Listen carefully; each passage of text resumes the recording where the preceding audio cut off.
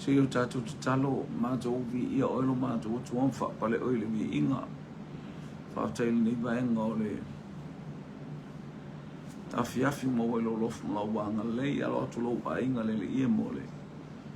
Alue le prokalama le Taulaga Afiafi mātou whaatai I lau oa mo lau tamau ainga whaasoa mo lau whanau.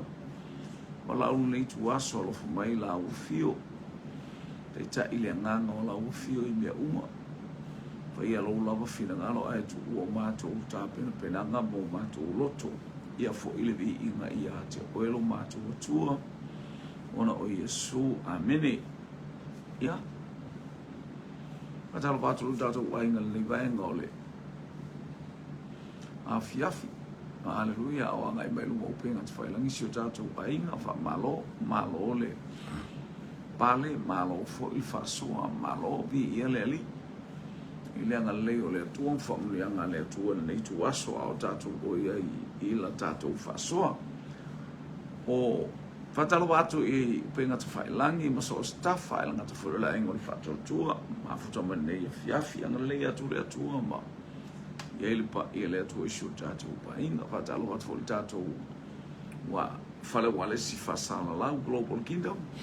Ia, tālo whailau sunga le whatonu, tālo whalawa. Mi ia le ali, praise God. Ua, mana ia le tau mai o I latou o e sai ngā luenga, ia e ngata whuruna I whanau ia o onga. Le mamalo le tātou, a inga sa no fufale, o I fo I latou o I lungo. Hallelujah. O lunga le beach, ia po fai fo I se whangotanga. Ia se ta alonga fo ia whamunu ia atu le atua, ia I leanga le lengi o le lima, ia le pa ia le atua, ia te I tātou umalama. O le whaasoa o nei Afiafi, o le tātou whaasoa I le teime o le us. Ua lata atu, o le ato e tasi lua, to e lua aso ona o le I. Hallelujah. O tae au o Yesu I Petania. A o le uanga I mai Yesu I le ala. Ia I le astofi Yesu tusa o le vai aso le na amata mana sa u Yesu. Le uanga I mai wakolosi mai Yesu sa Maria. Anga I mai ai o Petania, praise God. Hallelujah. Ia lenga lei o le tu o malau. Ona o Petania o le nuku le whaamautu ia Yesu pe ia o tae au e taunu o Yesu I. Ale taunu o Yesu I na. A o le moli maua. Ma reko ma tai o maluka e tutu sa le leia le lato moli mau I mea na tutupu I le ala. Kolosi mai Yesu I Jericho. Malo mai pe ina I fai upo o ia I lato Jericho le mata upo es fulu al tusia a Mareko. O I lato Jericho. Hallelujah. Ole atua na I atu Jericho e ia atua monoso. Ma le motu o tangata e totele ua nofo mai le awala o pati mai o le tawaso. Sa le atali o titayo, ti mayo, o whaatonga I mea mana. Ua whaalongo o ia Yesu I le nas, ua whaalongo o ia Yesu le Nasareta o na langa mai le o ia ua whapea mai Yesu le alo tāvita. Ia elofa mai ia tau le tangata. Ia alofa mai ia tau. Ona matua vavao lea e tangata e toa tele ia te ia. I nā whaalolongoina. A o ia ua atili ai ona alanga le alo tāvitai. Ia elofa mai ia tau. Ia e lau a matatua ina ia. O lau ise mi te tau fia mai ina ia whaamanu ia lo loto. O le malanga le a Yesu le ufato tae au e o I Petania. A le ua ia Yesu I le Afiafi nei ma le anga I mai ua kolosi mai ia. E tala noa mai mātai o po luka e po mātai o mai e to lua ta malolo o Jericho ale fa ia I tala. O le kolosi solo a Yesu I le e kolosi solo wha matananga. A o I tonu ale a fo ina saungai ia sakayo. The same day, ile asoalea, a le whaapele tala, na taua ne ai, o elta malo o sakai o le la au. O le manai alale o le tātou matua mauti, no mo le tātou wawa. E whaawhaingo fia i ona amele fe au o le tala le leima tātou wa ai I wa benga, male matauti o mena whaia I ke riso a o a nga I mai, ile mai aso le anga I mai ke riso.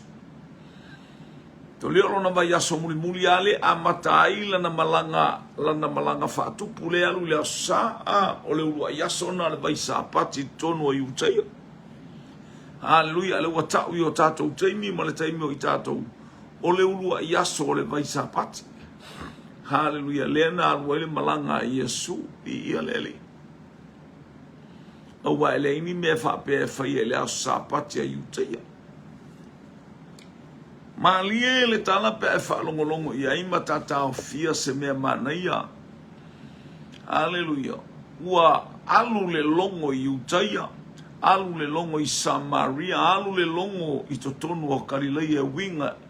Hallelujah, ia ke riso Yesu le alo o le atua. Le alo tā vita, o le alo ia o le atua. Praise God. La o mai a pele tana le I le ia pati mai o malona nofo I ai whaalongo atu pati mai o. O tau mana nu malito o tele o tangata ia I tai pe ia almea fo ilen whatari ai sakai o. Nei lo le leia sakai o elanga o pati mai o e tau waso. Sakai o nei loa ma mao atu le moto o tangata o leven tauno o mai Yesu le mele ia sakai o ia ngai le mawhai o lae. E poloka li toa tele o tangata o le tau e sauli solo a Yesu ma le au apostolo ma ona so. Ia o le tele o tangata Yeriko wa tau fetuli atu. De a ai ale o Yeriko se a ai o whaamanu yang. Ai a tato wa ai le tala le tuspa. Ia o le a ai lea. Hallelujah. O le a ai le na whaalea o ngai Yosua. Ia ai leanga na to e tango iai Elisaia tongi I ele masima. Ile vai ma whaamanuia ile lau ele. Ia maua to e fo I mai Yeriko ua pai ele tangata o le atua a. E saula a fio mai Yesu o le matua atumua. Nana whai atua o sakai o le mele manga nguma la le pisale. Fo mai o Yesu o le profeta o Nasareta. O le profeta mai Nasareta o Yesu nea uanga I atu e a ngai Karileia ia matau le fo I tato o Jerusalem ma le no foanga e tasi e whai ai sauninga ma mea malaba le nu I ia le li si me whate ia ai whaalongot Yesu e le alo tavita Yesu e le alo tavita alofa mai a te au. Hey. Pungila wuku. E taua ai le mea lea e tupu ia te I tātou. Le e wala au tangata I le fiola, wala au tangata I lona atu wha le nganga o le li. Tele I o le tau vau. Tele I o tangata o mai poloka I tātou. Tele I o tangata e tau mawhai. Hallelujah, la tau te tineia. Le tupu I tonu I sai to tonu. Ia le fo ia tupu ia tātou. Tele tangata finau ele o ke riso se alo le atua o le ama le a ke riso fo mai o ma meta fo mai o ai. Ioi, le au moselemi A oe aia le uso ma le tua fine le atali I o le atua. Whaawau pēa lau wala, au whaawau pēa lau tālai, whaawau pēa lau launga. E ala ia ke riso Yesu o le alo le atua. Wavao mo i le auso. Arekoa, whalave. Ia le kaka le mafu wala kia walau. Anua seo le whalave. Yesu e. Le alo ta vita ma Yesu. Ua tu Yesu le anga le mea tonu wale le mna o Yesu pe tasi lo le wala au. Kare aka ka polo ka oi. Ala la ngona mea umala fai tangata ia te oi le nganga pa ia. Nai lo le lei masila fia le nganga pa ia tangata fa'alave lave i lo wolanga. Fa'alave lave mai ia te au fa'alave lave i so se tasi. Aya. I loa masila fia le lei le ali. Dei se mea e whane nefu ai. Oka le tumu, aya. Ma wala au me kapungi, aya. Ela ngono watili ai na mawalunga, watili ai ona si ile leo le tamalo. Yesu e! Le alo tavita! Oka aisia. O lo fia sila fia Yesu po fea mea po le ale mea le ilo loto po sa o la wala au teu te nome mta upu e valu alo na fai upu e lua yo utou mana tua le ala na o ta ia mai ai o utou no tofo ia te na o fati nga ina ia te utou ma tofo ia te utou po fea o ia o to loto po a mea o yo to loto ia lea la waleva na ilo Yesu me leva la au le kaka leva la la sila fia Yesu so se tasi o i le ai ma se tasi o mo mia e vala au le suafo Yesu a o le lotor ta malo le o pati mayo ua sila fia Yesu ai le tau tala tu le pangotana ile tu tamatau waleva na sila fia Yesu o le tangata o le langi tangata e whamau lalo, ma salamo ma le whamaoni. Ma Yesu o le aso nei, ta te whatasi ai ma oi le protais. Ai al, esto ina pati mai. Ma Yesu ia, o le ale me au te whaia mo oi, i oe fia pupula o ta mata. Hallelujah, tu ilunga. Ia. Feta la Yesu ia pupula mata o tangata. Wa pupula mata. Tele tangata la ta waso ia. Na o ile lotu ai ta waso. Hallelujah. Si siva ma pepese ai siva ta waso. La unga ta waso. Ai esele manaia. O sila fia Yesu le bela ile loto. Sila fia mea o yo tato loto. O le loto. O le tangata lea. O Yesu le alo tavita. Vai lai manino arco aquele le ai amasesio alanga. Ole vi ingal mele fai. Alo fa mai ata ita le tangata ansal. Hallelujah. Ia le atua. Dai o soane ia ricolesi va en atele le na tupu ia. Ia na fa malo lole o le toi ina le o pati mayu. Tu ilunga pati mayo wa vivi wa ala langa wa te ia wa vivi ia. Te ia wa vivi. Ai la tau tele ila ngona. O se inga e alu faifua ele e ilopo le ale me fai. Na o le vivi tangata ia na vivi e na ala langa le temi muli o lo saus temi o muamua le vaiaso o muamua. Ina fasa tauroia. Ai se a vivi i le mautino po le ale me o loto fai mai Yesu. Fai mai le tua. No fatinga ina o tou ma tofo o tou. Se yo va ai ma o ilopo a mea o yo to loto. E va mai au akili fanga i lunga wala au kamalo. Never fail, never give up. Hallelujah. Wow, pela na bala au malana alanga.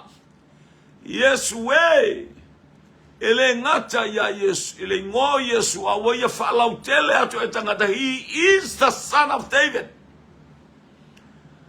He is the son of David. Ele tantonu tangata langa o Yesu sa ula e sa malanga mai. Hallelujah. Mai Galilea ma Nazareth. O le soifuanga a toa leo Yesu o Nazareth. O lo pongi sa a toa tangata o ia o se tangata Yutaia. E matua mamao ma tangata uma. O le tangata lea na whanau le whalipovi. Lea na vevesi el tamalo o herota. Matua leilo.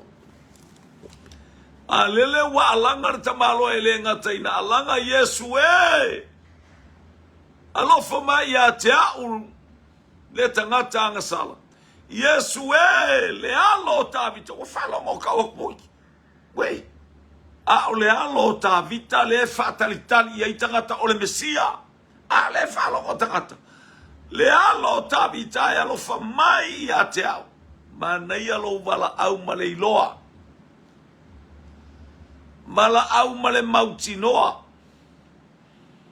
faola ina malele masalo salo faola ina malele fe foi ai aya mala au ile suafa o Yesu tapi o ele simele tupu ai le asol nei sa kayo wale mana sau Yesu wale mana silafia Yesu sa kayo la ilungo le la au ai ole poloka mai e tangata ele i vave mai a Yesu a leo wa silafia Yesu haleluya na sau e sa ili ma faola ile tangata na leilo oka se leilo o sa kayo haleluya a ora tangata wa sau malona loto ele masiasi pe ma oia haleluya ole tangata aola fonga oia ore telona oia foi haleluya ole tangata fai upu ele ipopole ini fai upu pe fai atu ini tala tangata pailale wa e angi pailale wa e uia al makua ele ai sila fia Yesu le mele tatia ile loto sakayo te loa e no formal nei afiafi a ta fasoa ma oi sila fia le ali ile mea nai lolo o lo ia ile nganga pa ia yo taf o lo ia ile nganga pa ia ya tau na te lua mafuta male nganga pa ia o le ase mea o e loto ia haleluya haleluya te lua mafuta i male nganga pa i wasila fia ile nganga pa ia lo loto dei semana onga wasila fia ile nganga pa ia a o sau ile tumu Yesu ma Jericho tala ya sakayo ale wailunga le la au sakayo ole ala tonu wale le tu wale suka moro le ala au le suka moro nea ya nga ima ya Yesu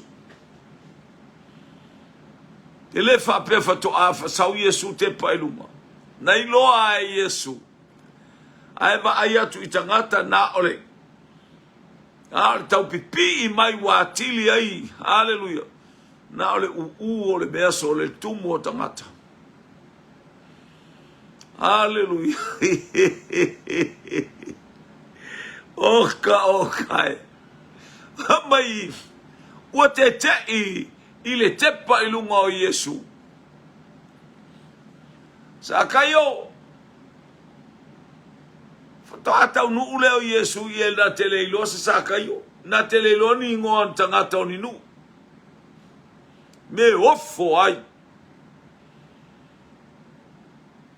ele tau tu wane alva ai mal sila so de fa fena ilo leanga o yaile mana o le nganga pai o le na faia i tato o le na te sila fia mea tato te anga ye sakayo yesa wilalo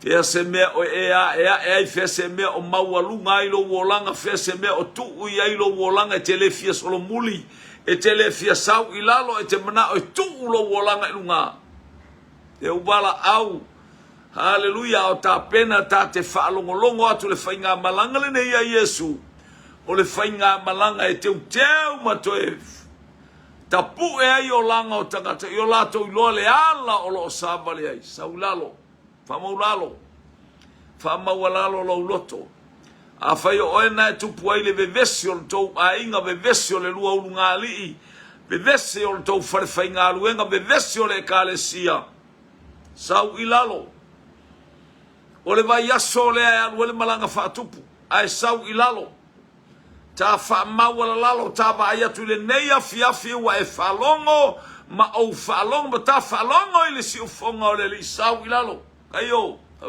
a fa ye fia ni sa kayo falongo longo mai e sa ma pupu lana to fa malana fa autanga ele o mamao ma umi mamao lunga umi haleluya lona o langa sau ilalo pe a fai o maua lunga le o langa fa maua lunga fa le tino te mana o a o oe te mana o a sili oi tangata uma neo wa wala au saka yo ole vai yaso le nei o tae au e tau nuu i petania aso sa tala le asini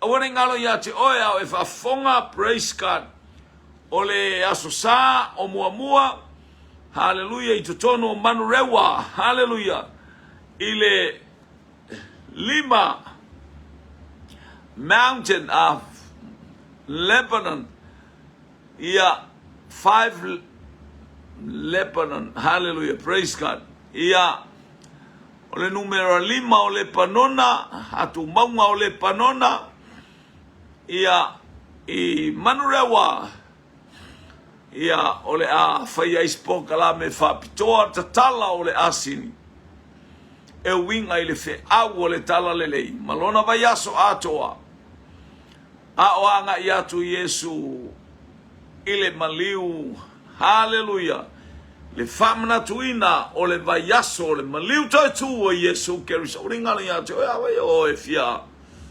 mafuta i ile lile wa matana e watu I we tau la tu I wa e alu ilalo pe o sakaio wa e vala au e pe o vala au pati mai o le alo tavitai alofa mai ia te au tangata angsa o le isi mea le ma na ia matau le na avelo sakaio tala masania wa ilo ia sakai hallelujah fato amatala leo langa o sakaio ina watali sua ma Yesu ilo na fale lo se mea mawango fie Yesu ilo fale taulia fale le fa mautu ia Yesu oka o se fa manu yanga fale o Maria ma Marita ma la salo le tato te va ai ia Yesu ile hallelujah ele leile ali praise God o mena le tutupu atu nei a toa malisi vaenga le fia musu atua ia te oe praise God o le fafia sili o tangata o le teimi nei o le asol nei na sawai ia Salome le tinao o Yakopo ma Ioane sawa maila na whanau le to lua fai mai ia Yesu o le aso fina ngalo te mana o e tu ula utama le o Ioane I le situ o oe a e tu ula utama le o Yakopo I le situ o oe hallelujah ina ia iai lo malu I taimi uma I o e mai Yesu hallelujah me uma na fatonu e Yesu ele mfaina inu le ipo te inu ai papa tiso el papa songa o te papa tiso e mai au son fain ma faia ma Yesu wa le sa hallelujah a ole mea ar tangata e nofo ilo ututa matau malo ututa wanga vale ele o ya te a ulea a ole be fai e lo utama mai mo ila to oe pe tatou te whewā ia o tatou o le au so o mai tatou io e wae whaalongola iai pe kako ke whewā ia o kako o whaiwhi au pa alo baba ai po whele I tu e te tu wai pe te tu le I tu tawanga vale pe te tu le I tu tamatau pe te alu li sitianga pe te toi whaatali se istei hallelujah alu tatou whaalongo I le whionga le atua e le au mwhamai Yesu o tupu o nu ese wali ta ila to ia pe Samoa e ia ali o nu taitasi ali pata ia li e fapto ia li pata I nu taitasi o li pata o tia vea tu lo Haleluia tia bea sa musu sa le au mua e o mai sa titoa e o mai i oi ia tofu ale nu umaleali martamali mai Yesu o no ese wali tai la to ule fo ila to le no a auto ele fa pe auto ai tangata o fia mawalunga ya te auto tu ilalo ai tangata o fia mua ya te auto muli ai se o fia pule orto au na ko fa longola i beare are ele fa pe o tato wa ia tu finga le lotu fa pe le o tangata pule io ka maulunga no fo mai Yesu au se fia sili tau lalo au se fia pule fai ma o to au na si vai ngana fi au le asol nei ne o ta pena to au so e o manino le au so haleluia le ai se tai ele ai se fia sili ele ai se fa fia mata moa haleluia tu sata ngata uma ile fe au le tala le leia le atua ia le ali praise God ia pero va to le vai aso nei male aso nei o le aso matautia la leua tuli atu e wa mai la salo a la leo wei lai oi kali lai a Yesu malona auso wa la tule longo wei lo mai a Yesu o ti la salo ya na alu ro le tangata e ta falongo mareta la leo sa Yesu ile ala tai minei o le tala le na ave le toe fatu e Yesu o la salo o le tala matautia lea i le tumu mai ai mai se ua tau nuu le tele o whainga malanga tangata mai lei tu o le lalolangi o le mea o lo o taape ai tangata o Iutaia ma Israel ua o mai le tau samaanga Wao mai le tau samaanga o le paseka. O le paseka lea. O le paseka e ta ua o le toe paseka lea. E le ta ua e seisi o toe paseka lea. O Yesu ana ia fola. Hallelujah. O le toe paseka. O le winga lea o le toe paseka. Aisia. O le fatau nu wina o mea tonu uma lea tua. Dale ua tumu mai le lalolangi. Ai whalongo lo ele tala e winga. Ile fatu wina i Yesu o la salo. Fia mata tangata. Fia vava ai tangata. Le mea lea ua mata ua i toa tele o le au farsaio. O le au tusi upu tau le ngangana. O le au os taulanga. O i fai taulanga. O i toi ina. Ua tau le mingoi. Aisea le tala ua avatu. Ua fatu le tangata oti. Hallelujah. Ua fatu le tangata. Pero fatu tae au e tau nuu ai Yesu. Ma malo lo le lei. Hallelujah. Ai pe o tasi na mea lai pulu nau mai tangata. E ta tau ana ba ai tangata ingo ia Yesu. E ta tau ana tilo le tangata. Na ia fatu wina tangata oti. Lo wainga so many tangata oti. Tati el tala ya la salo. Male tele o tangata na e fola yo taftafa. Feoa i male oti. Feoa i feoti ya. Na mana manamba na e babaile o tangata na e manaba e feoti. O le oti wale ai se manaba. O la e feoa i tangata e feoti. Nai te tilo iai, nai pasi o taftafa. Nā tau te talanoa le oti. O mai le tu waso. Fa mai Yesu na o sau, le taimi o saka yo. O sau le atali i o le tangata e sa ili. Ma faola i le na leiloa. Angala mai le tua ia te oi le nei maftanga le nei afiafi. Ta pena o istanga to yo taftaf o yo lo wai ngo tauna samali mai tano o. Tauna ta pena. Tauna e ta pena mo ta pena tato e ta pena fa fau le maftanga male tua. Ta fa maua lalo yo ta winga fa maua lunga. Pa pea ta ua la ta te whiwa i la ta o lea ta te ola i le ola fa le lalo langi nei. A o le ola fa le nganga whelua ioti. Te ai mai ino le te olai. A o lo wolanga fa le nganga o lo walofa atu o lo walofa ane o le sosoniane o le onusai. Hallelujah o le file mu e te taunu fa atupu. Ele o maua e oe, ele o maua e tātou. O le mana onga ma le loto mawalalo le nei afiafi. Hallelujah. Ina ia o tātou maua. Hallelujah le afionga aleli. Wa uma na faola e Yesu. Awa tu mai feau ia te oe. E ano a i latou o i taftaf. Tātou na talo fo i mo e fe oti solo. So e ia tangata la ua oti le taua ma pare, whana pare pomu. A o e o feola e o mai teimi nei to tonu o sa e tonu. Fea so se tafa o iai so se tasi. Hallelujah. Ia tafe atu le ola. Ia nei loa le ola. O le ola ma iake riso. Hallelujah. Ia nei loa le ola whalenga ngatalia Yesu e whai malii. Ma whaola wana o ia e totasi. E au mai ai le ola mo i tātou. Mana o ia e totasi.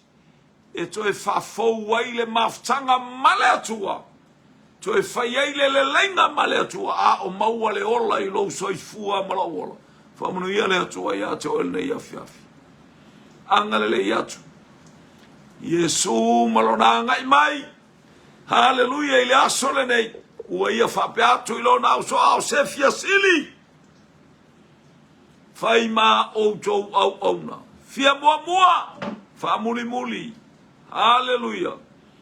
Nu ese wali ta ila to e tofual nu martamali. A o auto. E kukusa pau oko. I auto ilo na fa mawa lalo ama le tasi le tasi. Fa pale pale le tasi. Ina ia ilo le mamalu male sili ese o le atua. Sua famanu malo Yesu Keriso le tatou wali i mo le tatou faola.